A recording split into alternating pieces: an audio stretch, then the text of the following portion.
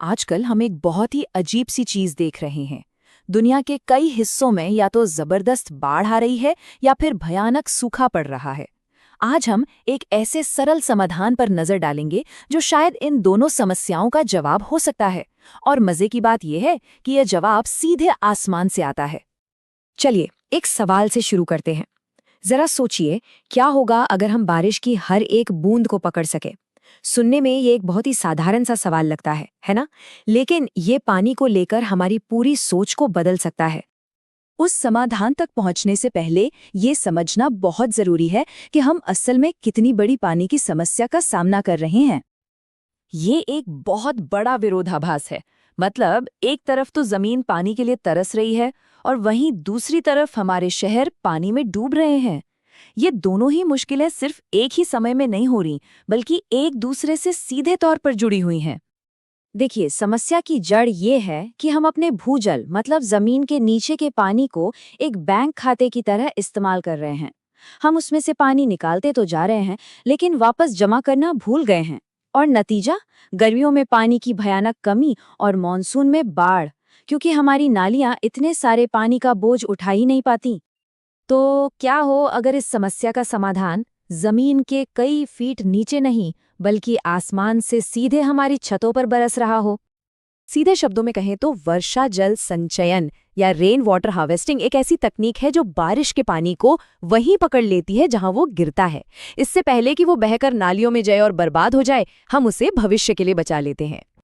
इसके लक्ष्य बिल्कुल साफ है। प्रकृति के इस मुफ्त तोहफे का इस्तेमाल करके पानी के कुदरती चक्र को फिर से संतुलित करना, पानी के बिल पर पैसे बचाना और अपने शहरों को बाढ़ से सुरक्षित रखना। ठीक है, तो चलिए अब ये समझते हैं कि इस तरह का सिस्टम असल में काम कैसे करता है। ये पूरी प्रक्रिया 3 बहुत ही सरल सिद्धांतों पर काम करती है। पहला, कलेक्शन, यानी छत जैसी किसी सतह पर पानी को इकट्ठा करना। दूसरा, फिल्ट्रेशन, मतलब उसमें से गंदगी और कचरा साफ करना। और तीसरा, स्टोरेज या रिचार्ज, यानी उस साफ पानी को या तो टैंक में जमा कर लेना या फिर जमीन में वापस भेजना। अब देखिए ये सिस्टम कितना शानदार है। छत एक बड़े कैचर की तरह काम करती है और पानी पकड़ती है। पाइप उसे आगे भेजते हैं। फर्स्ट फ्लश नाम का एक डिवाइस पहली गंदी बारिश को हटा देता है और फिर फिल्टर यूनिट इसे रेत और बजरी से साफ कर देती है। इसके बाद पानी इस्तेमाल के लिए तैयार है। हर हिस्से का अपना एक बहुत जरूरी काम है। और सबसे अच्छी बात यह है कि इस तकनीक को अपनी जरूरत के हिसाब से बदला जा सकता है। चाहे वो एक घर की छत हो या फिर कोई बड़ा पार्क, इसे कहीं भी इस्तेमाल किया जा सकता है। ये भूजल को रिचार्ज करने का सबसे आम तरीका है।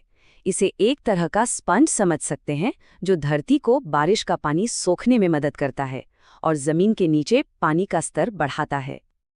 तो सुनने में तो ये सब बहुत अच्छा लगता है, लेकिन असल में इसके फायदे और नुकसान क्या है? चलिए एक संतुलित नजरिया देखते हैं। एक तरफ तो इसके फायदे बहुत बड़े हैं।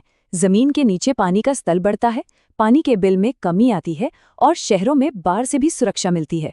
लेकिन दूसरी तरफ इसे लगाने में शुरू में कुछ खर्च आता है और सिस्टम को अच्छी तरह से चलाने के लिए इसका नियमित रखरखाव भी बहुत जरूरी है।